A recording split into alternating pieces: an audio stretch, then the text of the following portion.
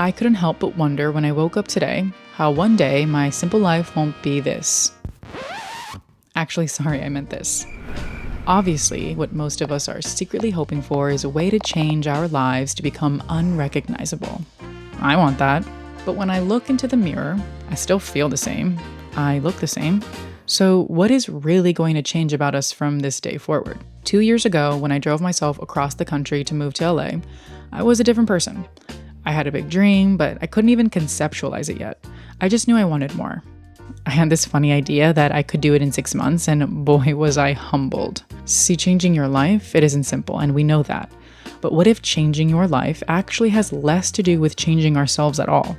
And it's more about being exactly who we are, just at our fullest.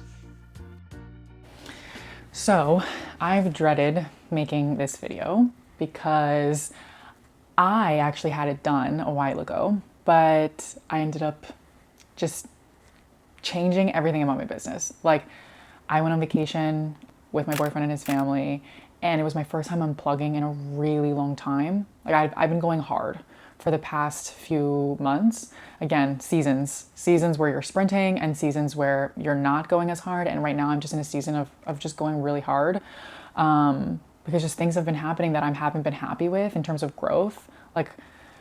And it just dawned on me while I finally took a step out of the business and just paused that I was like, I should not be doing any of this. Like, the fact that I've gotten myself here means that I haven't been listening to my intuition, because how did I end up in a place where I am not 100% passionate and excited about my work? Like, that's not my nature. That's not my character. My business has been sucking the life out of me, not because anything crazy is happening in terms of growth, but because the actual stuff that consumes my day-to-day literally is not in my zone of genius. And I've been trying to get to a place in the past 8 months where I was only solely working in my zone of genius. And that was, content, relationship building, coming up with the big ideas and having my team execute. But my structure in my team and my business was just so wrong. Everything was in silos. Nothing was like an organization. Everything was like separate. And I'm like, oh my gosh, if this one grows, my time gets pulled here, but it doesn't necessarily mean that over here it grows. And I was like, this is not a viable business to be sustainable and grow sustainably. I am literally going to start pulling my hair out and hating my life if I continue doing this stuff. And so to give you context, you guys know, like, I have created digital products, and I have a marketing agency. And I also have my content, my social media. So with the digital products, I have created creating content 101, very 101 general level advice and education on how to grow your social media, how to create content as a beginner, as a solo founder. But I always knew this. I didn't want to be known for social media. I didn't want to be known for just content and just personal branding. That's not what I'm passionate about. Like, I love it. I'm good at it, but it's not necessarily what I think I do better than everyone at, because there's plenty of people that do it really well, right? And at different levels. And there's a specific way that I do it because I think I'm efficient at it. I think as a founder, someone building a business and trying to use social media to grow their business, I do that really well. But that's not something I want to do for the rest of my life. So basically what I came to terms with, I was like, I haven't properly sat down with my business the way that I have with my content and gotten really clear on who I'm serving and why I'm doing this. Like, it's so clear in my content. Just from launching myself, I'm passionate about female entrepreneurs. I want to inspire the next generation of female leaders. I really, really care about giving strategic but tactical and accessible advice to a girl who's starting a business for the first time, and that's powered by her social media or personal brand. Because that's something I've done. That's literally what I've done up until this point. And I just know that if I can do it, so many other women can too, or at least have the opportunity to do it if they haven't thought of it as already. And yeah, I'm like, it's so clear from my content that that's who I am. And if that's what I do really well in content, why doesn't that translate to my business? And then it really solidified when I had my first event in New York that I planned months ago. Like, I already had this plan to want to do this event. And it was just so crazy at the synergy and time of when I had these thoughts and having these revelations about my business and then having this event. It was almost like the cherry on top. Like, the universe was telling me, this is what you're meant to be doing. Like, you just thought about it, you've come to the conclusion, and now you're having an event that is literally the first inception point to it. And so that event was insane. It was one of the best days of my life. Like, I've never felt that excited and that happy and passionate in a while. And Mark was there. He was a guest speaker. He did a Q&A at the end, like a business Q&A with the girls, and they were just all asking such great questions, and all of their experience, like their background, like the girls that showed up were all so interesting, but also similar in a way. Like, we had girls who were working at Pinterest, and some girl was working at Ogilvy, like at one of the biggest ad agencies, and doing a side hustle or building her side hustle. And another girl was like a fitness influencer with over 200,000 followers, I think, and was making a lot of money, but is looking to explore a new product offering. And we had other girls who were starting like health apps or, AI apps. And I'm just like, I'm so blessed to have cultivated a group of women that literally reflect who I want to be surrounded with and who I'm also inspired by, but that I can actually help, because I'm just a little bit ahead of them, like just a smidge. And I think that's the beauty, and what I'm trying to do is with my content and with the future products that I create and the future business I build around this. It's like,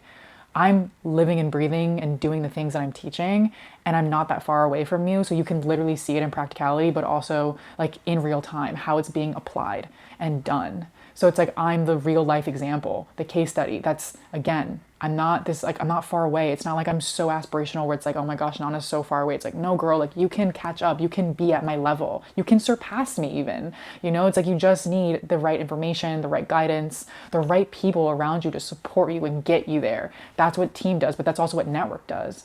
And yeah, I've just been inspired to like figure out what the product is. Like, I have a lot of ideas right now, but I don't want to talk about them too much because they're changing every single day. And I'm blessed that Mark, my boyfriend, who is a very seasoned entrepreneur and has done multiple 8 figures in his business and constantly teaches me things every single day, is helping me and like really driving how we're structuring everything and how I'm structuring the team. Because I have never been a CEO before, you guys. I'm not beating myself up because I haven't done this before. Like, although I've now made my first few mistakes and I'm going to learn from them, and I have, but it's like having that guidance and reassurance from someone who has so much more experience than me.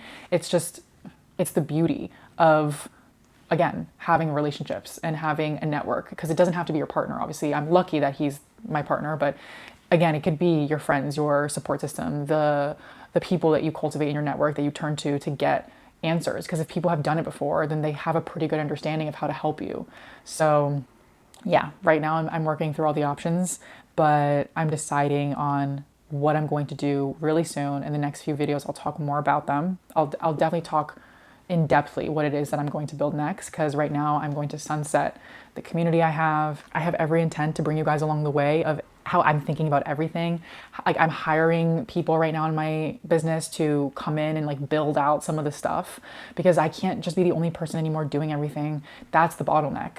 And that's what I did in my first digital products business, and what I don't want to do in this next one.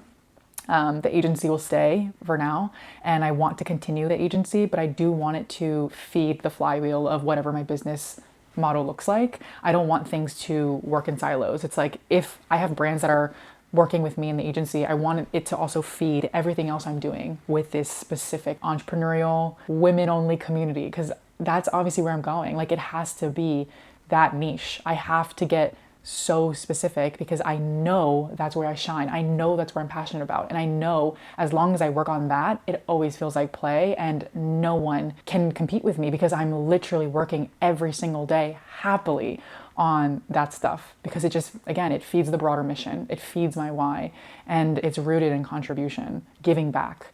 And I'm just really excited for this part of my life because, yeah, the past 2 years have been fun, and they've been like roller coastering me the entire time with my emotions, stress, and this next tranche is going to be the same. I'm definitely going to be in a sprint mode, and it's definitely going to be a roller coaster, but it just feels more aligned. It feels more me, more like what I'm meant to be doing and who I'm meant to become. So I'm just really excited for that. In a city where everyone is constantly trying to be someone else, there's something revolutionary about becoming more yourself. But the journey to becoming unrecognizable isn't linear. It's filled with false starts, wrong turns, and moments where you wonder if you're moving at all. Yes, I told you 2 years ago I arrived in LA with big dreams, but I also came with bigger insecurities. I knew what I wanted, but I had no idea how I was going to get there. I was confident on the outside, but crumbling on the inside. Looking back now, I can see that the path was never about finding the best idea to run with. It was more about finding myself. Hello, my girls. So it is Sunday. I'm about to go on a hike with a female founder friend of mine. She is someone I met through a mutual, and luckily I did. She's from Australia. She moved here like last year, and she has a really successful talent agency. She has her own brand, and we just talk all things business and life and relationships because she's also a little bit older than me. I think she's like 33 or 34. I'm 27. We have a lot in common, especially as like we're both thinking around like our relationships and how we balance being ambitious and being a career girl while still like we're still soft, you know, like we're still girls at the end of the day. And so sometimes I just feel like when you have someone that you can talk about that to, it like really makes me feel seen. I'm not crazy here. But anyways, that's not the point of this video. The point of this video is I want to talk around how to become unrecognizable.